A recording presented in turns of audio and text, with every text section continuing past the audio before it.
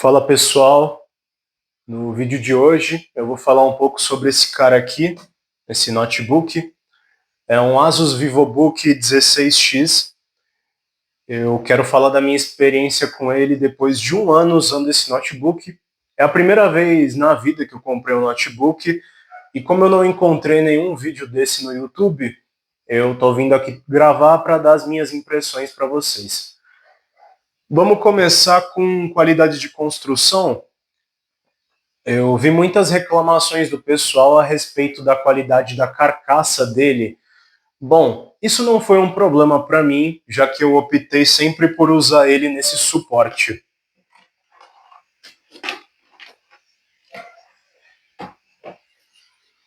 Tenham um suporte desse quando vocês forem comprar o de vocês, seja usado, seja novo em alguma boa promoção, tá? Eu quero vir aqui falar sobre ele, algumas coisas que eu vejo poucas pessoas falando. Vamos começar então falando das especificações dele. Essa versão aqui que eu tenho vem com um Intel Core i5 da linha H de 13ª geração, em teoria oferecendo um desempenho razoavelmente superior à média dos notebooks que você tem no mercado para trabalho, workshops, esse tipo de coisa. Você tem nele uma RTX 2050, uma versão capada, em comparação aos Asus ROG, ou tem aquele da Lenovo também, Gamer, que agora me fugiu o nome. Acaba tendo algumas diferenças entre eles. E também ele conta com 8 GB de RAM DDR4L. Essa memória é expansível, você consegue colocar até 32 GB a mais, totalizando 40 GB de memória RAM no notebook. Particularmente, eu acho que se você coloca um pente de 32 GB nesse notebook, você deve ter algum problema, né? Porque o hardware dele nem faz sentido você colocar tudo isso, mas sim, ele permite você colocar um pente de 32 GB. Aqui no meu, como eu pensava que ele rodaria qualquer coisa até ali o ano de 2020 e tal, eu optei por colocar uma memória da Crucial de 16 GB, nesse padrão de DDR4L 3200 MHz, que é a velocidade máxima que ele suporta, mas depois eu percebi que isso é uma grande besteira e sequencialmente eu vou explicar o porquê. Bom, coisas que eu quero ressaltar sobre esse notebook.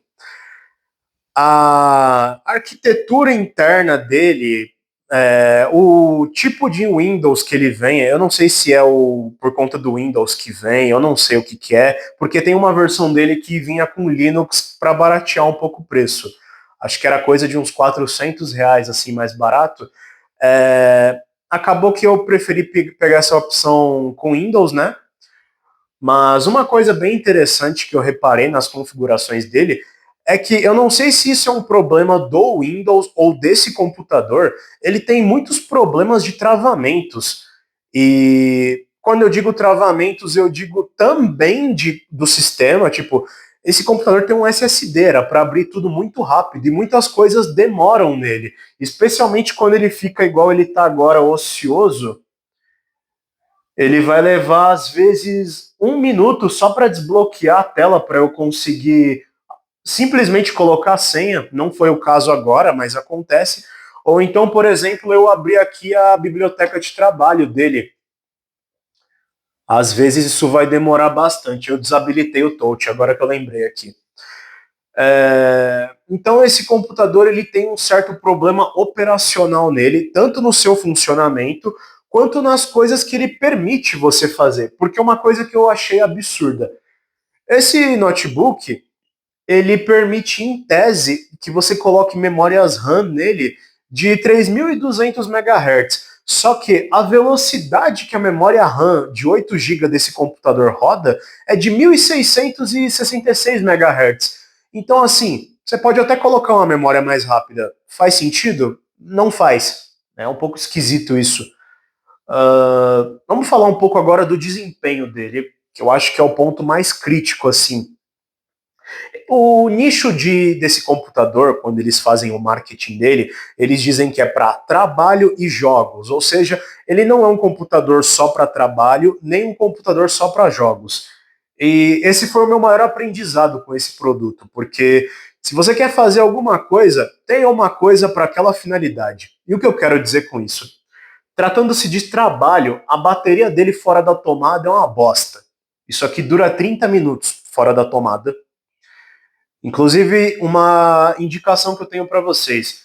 Quando vocês estiverem fuçando nele, vocês podem ir na parte de configurações, colocar para diminuir o uso do processador fora da tomada. Naturalmente ele vem no 100%, você pode jogar no 50%, que isso vai estender um pouco aí a duração da vida útil da bateria fora das tomadas.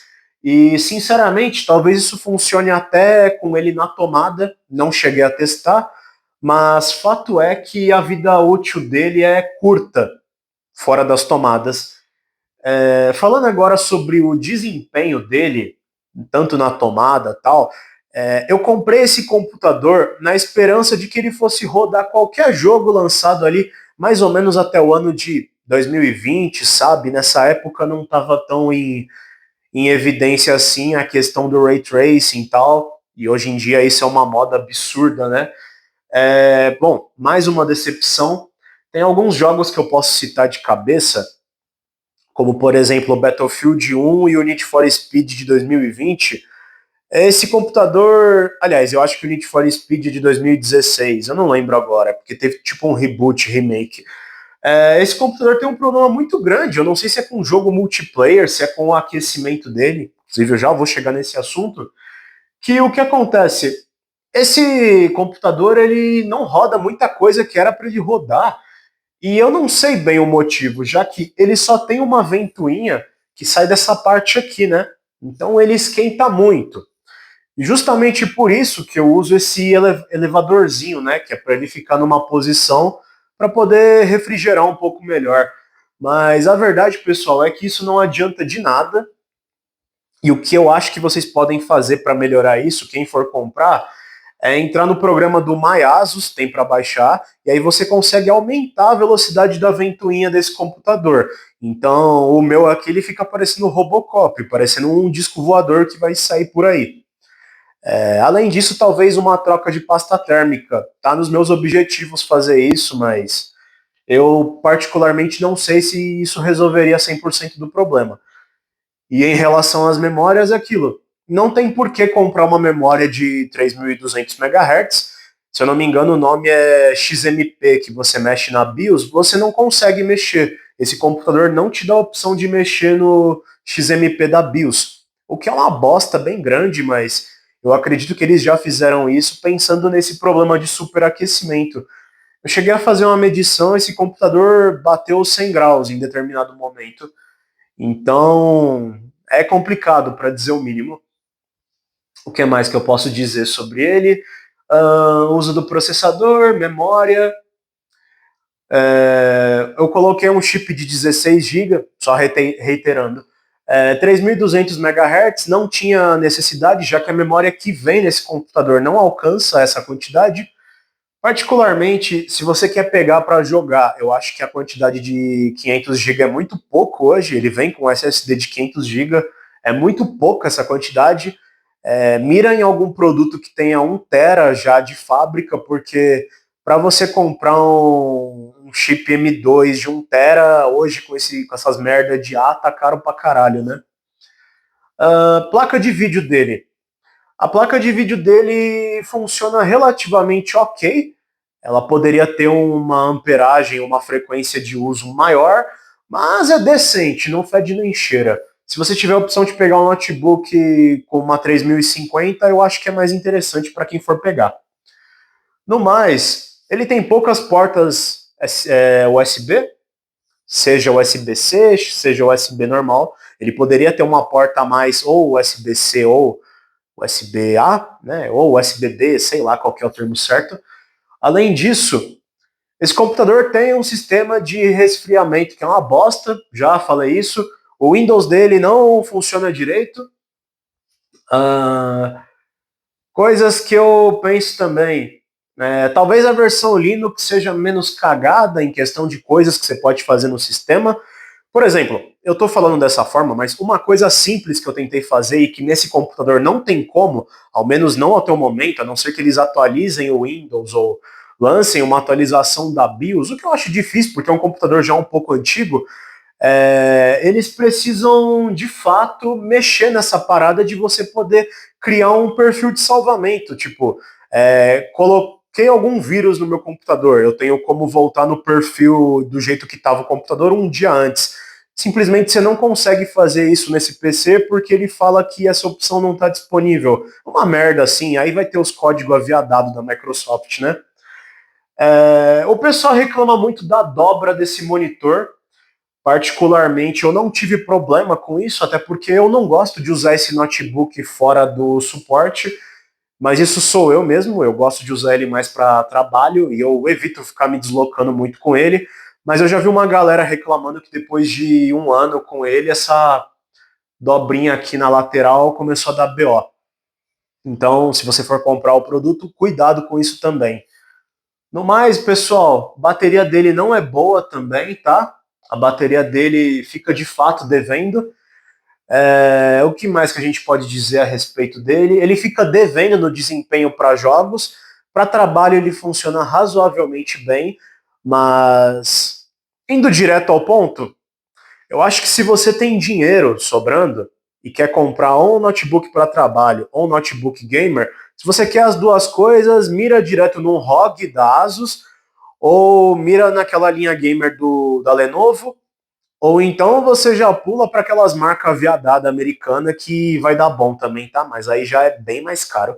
Agora, se você quer um computador só para trabalhar e quer ficar tranquilo aí por muitos anos, eu recomendaria vocês pegarem um Mac, se vocês estiverem cagando dinheiro, vocês pegam o MacBook, ou se vocês forem humildes que nem eu, não tiverem condição de muita coisa, inclusive quem quiser me mandar um Pix, dá um salve aí que eu tô aceitando, peguem um Samsung Galaxy Book 4, que eu acho que é mais custo-benefício. Eu não sei a essa altura nem se já lançou o Galaxy Book 5, mas é um custo-benefício melhor pensando em trabalho, vai dar menos dor de cabeça e é um uso empresarial que faz mais sentido. Beleza, rapaziada? Essas são minhas considerações sobre esse produto depois de um ano usando ele. Não é um computador horrível, tipo, tem gente que pega um positivo por aí, que está muito mais lascado, mas é um computador que, pelo preço dele, não é um bom custo-benefício. Entenderam? É isso, rapaziada. Um forte abraço. Gravando esse vídeo mais porque eu não achei nada a respeito de um uso prolongado desse computador no YouTube. Valeu? É nóis.